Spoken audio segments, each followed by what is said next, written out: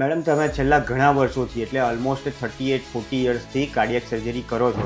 એમાં સાઈડમાંથી ઓપરેશન 4 ઇંચનું હોય છે. દરેક patient minimal invasive cardiac surgery કરાવી શકે?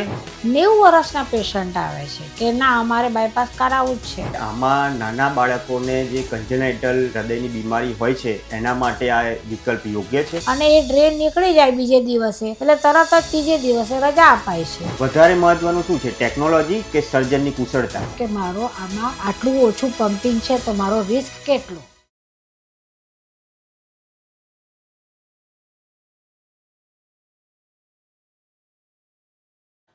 નમસ્કાર મિત્રો, આજે આપણે મળીશું ડૉક્ટર વર્ષાબેન શાહ મેડમને, જેઓ હૃદયના નિષ્ણાંત કાર્ડિયાક સર્જન છે અને તેઓ 38 વર્ષથી પણ વધારે હૃદયના ઓપરેશનનો અનુભવ ધરાવે છે અને તેઓએ અત્યાર સુધીમાં હજારો હૃદયની બાયપાસ અને વાલ્વ રિપ્લેસમેન્ટ સર્જરીઓ કરેલી છે. હવે આપણે જાણીશું કે મિનિમલ ઇન્વેઝિવ કાર્ડિયાક સર્જરી શું છે ડૉક્ટર વર્ષા શાહ મેડમ જોડે. મેડમ, આપણે મિનિમલ ઇન્વેઝિવ કાર્ડિયાક સર્જરી જે શબ્દ લોકો સાંભળે છે ઘણા બધા દર્દીઓ, તો એનો મૂળભૂત સવાલ શું છે અને એનો જવાબ કેવી રીતે આપણે આપશું? પેશન્ટ એમ કે મને નાના ચીરાથી ઓપરેશન કરવું છે, એનો અર્થ એવો થયો કે મિનિમલ ઇન્વેઝિવમાં કરવું છે. નાના ચીરાથી કોઈ બી ઓપરેશન, બાયપાસ સર્જરી, વાલ બદલવાનું, એ બધું મિનિમલ ઇન્વેઝિવ કાર્ડિયાક સર્જરી કહેવાય. એટલે પેશન્ટ જ્યારે એમ કે મને નાના ચીરાથી ઓપરેશન કરવું છે તો એનો અર્થ મિનિમલ ઇન્વેઝિવ કહેવાય.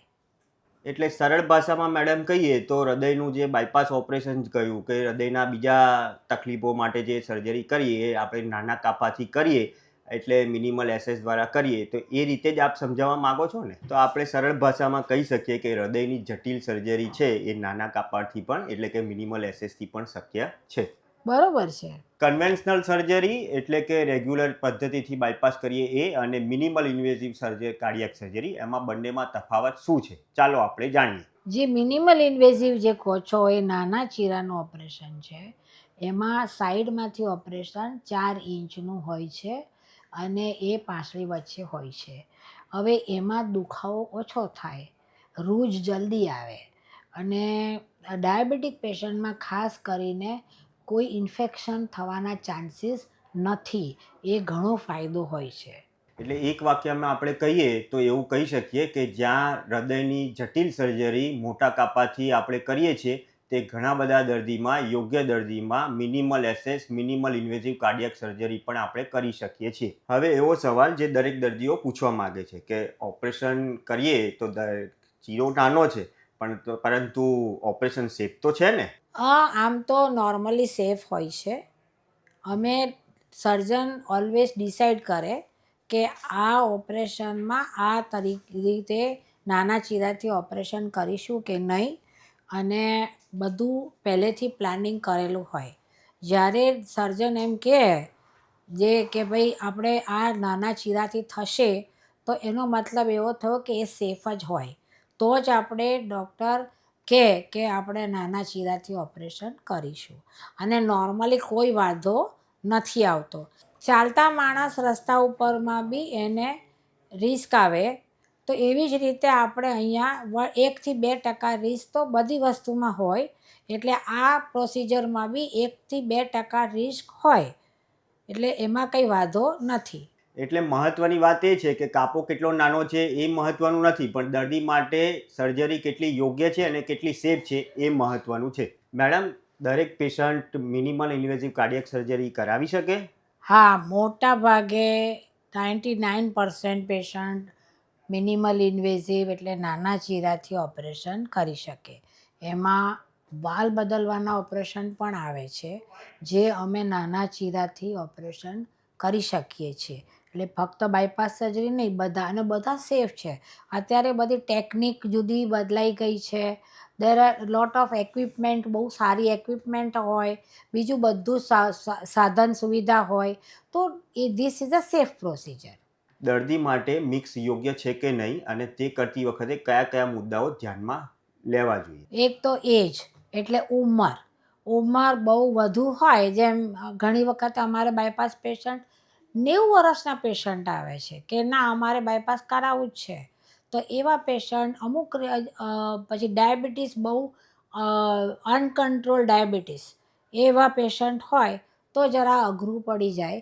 Otherwise there is no real contraindication for the surgery એમ. એટલે કંઈ એ ઓપરેશન ન થઈ શકે એવું છે નહીં કોઈ. આમાં એવું છે કે હમણાં થોડાક સમય પહેલાં એટલે અઠવાડિયા 10 દિવસ પહેલાં અમે એક ઓપરેશન કર્યું હતું. એ આપણે 85 વર્ષના હતા અને એમનું પમ્પિંગ 15% હતું. હવે એવું અને પાછું એમનું હૃદય એકદમ અંદરથી જ ચોંટેલું હતું. છતાંય અમે એનું બાયપાસ કર્યું. પેશન્ટ સારું થઈ ગયું. ચોથે દિવસે રજા આપી અને અત્યારે ફોલોઅપમાં આવે છે ઓપીડીમાં. એટલે એવું કંઈ પ્રોબ્લેમ નથી કે આપણે 15% બી ન કરી શકીએ કે ઉંમરના કારણે ન કરી શકીએ એવું નથી. પણ આ તો અમુક પેશન્ટમાં અમે વિચારીએ કે ભાઈ ચલો આ એ પેશન્ટને નથી જરૂર કરવાની એના નાના ચીરાથી. પણ otherwise it is very safe procedure. કોઈ પ્રોબ્લેમ નથી. કોઈ જાતની ચિંતા કરવાની જરૂર નથી. મેડમ, આપણે કયા કયા પ્રકારના હાર્ટના સર્જરી મિનિમલ ઇન્વેઝિવ પદ્ધતિથી કરી શકીએ છીએ? બરાબર. એમાં હૃદય રોગ પહેલાં આપણે એક હૃદયનો હુમલો થયો, એન્જિયોગ્રાફી કરી.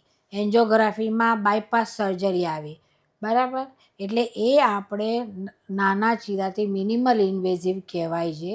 નાના ચીરાથી સાઈડમાંથી ઓપરેશન કરી શકીએ છીએ. બીજું કે અત્યારે જે દ્વિદલ વાલ્વ માઇટ્રલ વાલ્વ જે કહેવાય છે એ દ્વિદલ વાલ્વ જ્યારે એને ખરાબ થઈને રિપ્લેસ કરવાનો આવે એટલે એને બદલવાનો સમય આવે ત્યારે આપણે એ સાઈડમાંથી નાના ચીરાથી મિનિમલ ઇન્વેઝિવ ઓપરેશન કરી શકીએ છીએ. અત્યારે બીજો એક એઓર્ટિક વાલ્વ આવે છે. એ એઓર્ટિક વાલ્વ પણ ઘણીવાર બદલવાની જરૂર પડતી હોય છે. આ એઓર્ટિક વાલ્વ સામાન્ય રીતે પેશન્ટ જરાક મોટી ઉંમરમાં હોય ત્યારે બદલવાનું આવે છે. તો એ બી આપણે નાના ચીરા આગળથી એક નાનો ચીરો અહીંયાથી આમ આટલો 4 ઇંચનો અહીંયાથી ચીરો અને પાર્શિયલી અહીંયા એમાંથી બાયપાસ વાલ બદલવાનું આવે છે. એઓર્ટિક વાલ રિપ્લેસમેન્ટ કહેવાય. બીજું માઇટ્રલ વાલ રિપ્લેસમેન્ટ કહેવાય અને ત્રીજું બાયપાસ સર્જરી કહેવાય. મેડમ, આપણે જન્મજાત બીમારી હોય તો એવા કયા પ્રકારની બીમારીમાં આપણે મિનિમલ ઇન્વેઝિવ કાર્ડિયક સર્જરી કરી શકીએ છીએ? હવે આપણે અમારે જે 15 વર્ષની જે બાળકી હોય, 16 વર્ષની બાળકી હોય, જે યંગ કહેવાય, યંગ એજ, એ લોકોને અહીંયા વચ્ચેથી જ મોટો ચીરો હોય તો એમનું લગ્ન બી નથી થઈ શકતું. કારણ કે આટલા મોટો ચીરો જોઈ અને સાસરીવાળા ના પાડી દે. એટલે એ એટ્રિયલ સેપ્ટલ ડિફેક્ટ એટલે ડાબી અને જમણા શેપકની વચ્ચે જે પડદો છે એ પડદામાં કાણું હોય તો એ આપણે રિપેર કરવા માટે એ સાઈડમાં મિનિમલ ઇન્વેસિવથી કરીએ તો આપણે એ છોકરીને જ્યારે લગ્ન જીવન એને કરવાનું હોય તો એને વાંધો ના આવે. ઇવન અધરવાઇઝ બી એએસડી હોય અને 30-35 વર્ષના પેશન્ટ બી હોય તો પણ કરી શકીએ છીએ. એટલે બેસિકલી એએસડી જે છે એ પણ મિનિમલ ઇન્વેઝિવ એટલે નાના ચીરાથી આપણે કરી શકીએ છીએ. ચાલો હવે એ સવાલ પૂછીએ કે દર્દીઓ ઓપરેશન પહેલાં એ સવાલ પૂછતા હોય છે. મેડમ, ઓપરેશન પછી કેટલો દુખાવો થઈ શકશે જો હું રેગ્યુલર પદ્ધતિથી એટલે કન્વેન્શનલ બાયપાસ કરાવું છું કે મિનિમલ ઇન્વેઝિવ કાર્ડિયક સર્જરીથી બાયપાસ કરાવું છું? તો એમાં બંને વચ્ચે પેનનો દુખાવાનો તફાવત તમે જણાવશો? બહુ જ ડિફરન્સ છે અને ઘણો ફરક પડે. આમાં જે વચ્ચેથી ચીરો આપણે કરીએ છીએ એ મોટું આપણું આગળનું જે હાડકું છે એને આપણે ઓપન કરી અને પછી આપણે ઓપરેશન કરતા હોઈએ છીએ. એટલે એ કોઈ બી હાડકું જ્યારે એને ફ્રેક્ચર કહો કે જે બી હોય એને કાપીએ તો એને 6 અઠવાડિયા લાગે રૂજ આવતા. જ્યારે આ સાઈડમાંથી મિનિમલ આપણે ઓપરેશન કરીએ તો એમાં દુખાવો બહુ જ સામાન્ય હોય છે અને એ નોર્મલ સામાન્ય ટીકડીથી કે ગોળીથી એ આપણે મટી જાય છે અને અઠવાડિયા 10 દિવસથી વધારે દુખાવો રહેતો નથી. અને આ જે સ્ટર્નમ જે કહીએ જે આગળનો બ્રેસ્ટ બોન કહેવાય એને એ આપણે કાપીને કરતા હોઈએ ત્યારે એ દુખાવો 6 અઠવાડિયા સુધી રહે છે. મેડમ, ખાસ કરીને પૂછવાનું હતું કે આ સર્જરી કર્યા પછી રિકવરી કેટલી ઝડપી હોઈ શકે અને જે નોકરી ધંધા કરનારા વ્યક્તિઓ હોય છે દર્દીઓ, તો એ ક્યારે એમનું રૂટીન ચાલુ કરી શકતા હોય છે? આ તો બહુ ઝડપ વસ્તુ છે, કારણ કે આમાં આટલા નાના આપણે ઇન્સિશનથી ઓપરેશન કરીએ, બરાબર, એ સાઈડ માટે હાડકું તો કંઈ કપાતું નથી, કંઈ જ નહીં, સાઈડમાંથી કરીએ બે પાસેની વચ્ચે. હવે એ વસ્તુ એવી છે કે એ તો આપણે અહીંયા એક નાની નળી આપણે મૂકીએ જ છીએ, ઘણા ઇન્સ્ટિટ્યૂટ મૂકતા બી નથી, અને એ ડ્રેન નીકળી જાય બીજે દિવસે, એટલે તરત જ ત્રીજે દિવસે રજા અપાય છે. એટલે કોઈ ઇશ્યુ નથી, એવો પ્રોબ્લેમ જ નથી. 3 દિવસે તો રજા અપાય, અને 15 દિવસમાં વર્ક, બેક ટુ વર્ક. એટલે મોબિલિટી જે કહેવાય, જે ઘરમાં હલનચલન કરવાનું, ઘરની આજુબાજુ ચાલવા જવાનું, એ બધી કામ એ કરી શકે છે ફ્રોમ 5th ડે ઓનવર્ડ્સ, 5મા દિવસથી. પણ 15મા દિવસ પછી તો કામ કરવા જઈ શકે છે, કોઈ પ્રોબ્લેમ નથી. દરેક દર્દીની રિકવરી અલગ અલગ હોય છે, પરંતુ મિનિમલ ઇન્વેઝિવ કાર્ડિયક સર્જરી જે દર્દીઓની થયેલી હોય છે તે એમની રૂટીન પ્રક્રિયા 15 દિવસ પછી કરી શકે છે. મેડમ, એક અગત્યનો સવાલ કે જે ઘણા દર્દીઓ પૂછી રહ્યા હોય છે કે ઓપરેશન પછી સ્કાર કેવો દેખાશે, એટલે કે ઓપરેશનનું નિશાન કેટલું હશે અને કેવી રીતે દેખાશે? એમાં તો જે વચ્ચેથી જે કરીએ છીએ આપણે ઓપરેશન, જે મોટું આખું ખોલીને, એમાં લાંબો સ્કાર હોય. નોર્મલી અમે છોકરીઓ માટે આમ અહીંયા સુધી જ આવે સ્કાર, એવું અમે ધ્યાન રાખતા હોઈએ છીએ, એટલે લેડીઝને એમ, અને અહીંયા સુધી રહે, બરાબર, એટલે બ્લાઉઝ કવર કરી દે, પણ એટલું બધું નહીં, તો એ દેખાય. અને બીજું જે સાઈડમાંથી કરીએ છીએ એમાં તો સાવ દેખાય જ નહીં, એટલે લેડીઝને બી ના દેખાય ને જેન્ટ્સને બી ના દેખાય, એટલે કોઈને દેખાય જ નહીં. 4 ઇંચનો સ્કાર હોય અને સાઈડમાં હોય એટલે વાંધો ના આવે. સૌથી મહત્વની વાત એ છે કે મિનિમલ ઇન્વેઝિવ કાર્ડિયક સર્જરી સુરક્ષિત અને યોગ્ય છે, અને એનો સ્કાર પણ બહુ નહિવત હોય છે, દર્દીઓ માટે ખૂબ સારું હોય છે. મેડમ, હવે એક આપણે ઝડપી પ્રશ્નાવલી કરીશું કે જેના હું પ્રશ્નો પૂછું એ સાચું છે કે ખોટું એ તમે અમને જણાવજો. ચોક્કસ. મિનિમલ ઇન્વેઝિવ કાર્ડિયક સર્જરી એટલે મોટી સર્જરી થતી જ નથી? ના, નાના ચીરામાં મોટું ઓપરેશન જ થાય, એટલું જ બાયપાસ થાય. કાપો નાનો એટલે જોખમ પણ એટલું જ નાનું? હા, જોખમ તો નાનું જ ને. દરેક cardiac patient minimal invasive cardiac surgery કરાવી શકે છે? હા, મોટા ભાગે બધા જ કરાવી શકે. મિનિમલ ઇન્વેઝિવ કાર્ડિયક સર્જરીમાં ટેકનોલોજી અને સર્જનનો અનુભવ કેટલો મહત્વનો છે? ઘણો મહત્વનું છે. પેશન્ટે માત્ર મિનિમલ ઇન્વેઝિવ કાર્ડિયક સર્જરી કે જે ચીરો નાનો છે એટલા માટે પસંદ કરવી જોઈએ કે સર્જરીના ફાયદાના કારણે કરાવવી જોઈએ? સર્જન જે કે એ પ્રમાણે જ કરવું જોઈએ. મેડમ, પેશન્ટ સિલેક્શન કેટલું મહત્વપૂર્ણ છે? ઘણું મહત્વપૂર્ણ છે. મેડમ, તમે છેલ્લા ઘણા વર્ષોથી એટલે ઓલમોસ્ટ 38-40 યર્સથી કાર્ડિયક સર્જરી કરો છો, તો તે પહેલાંના જમાનામાં ને અત્યારે શું નવું આવ્યું છે અને શું કેટલો ટેકનોલોજીનો ડિફરન્સ આવ્યો છે? ઘણો પરિવર્તન થઈ ગયો છે.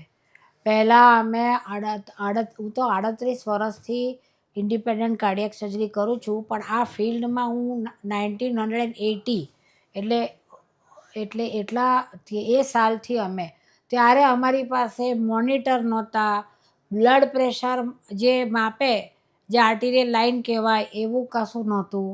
અમારી પાસે કોઈ સાધન જ એવા સ્પેશિયલ નહોતા. વેન્ટિલેટર બી 4 પેશન્ટની વચ્ચે 2 વેન્ટિલેટર હતા, એવું બધું ઘણું બધું હતું. અને establish centres, biggest cardiac centres of India, એમાં મેં કામ કરેલું છે. એમાં બી ત્યારે એટલું બધું સાધનની એટલી બધી સ્કેર્સિટી હતી.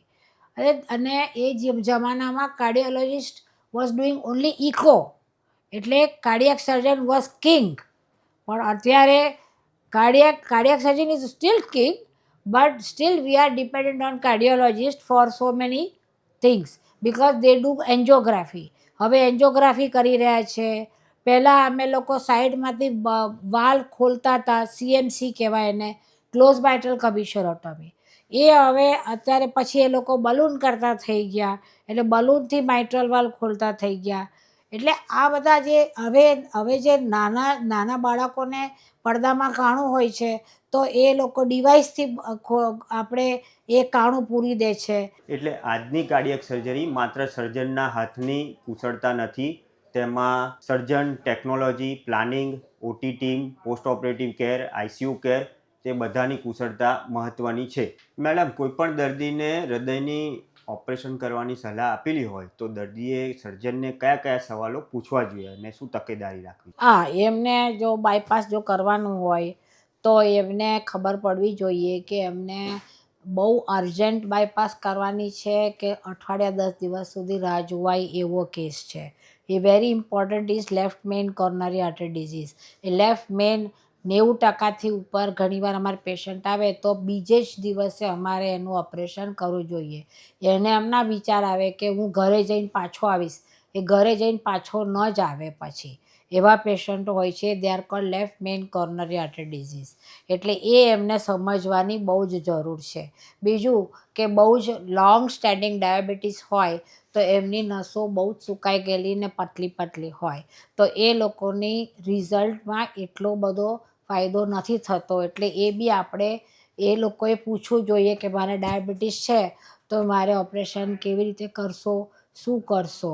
બીજું કે એ લોકોએ સમજવાનું પૂછવાનું હોય કે અમને કેવી રીતે ઓપરેશન કરશો.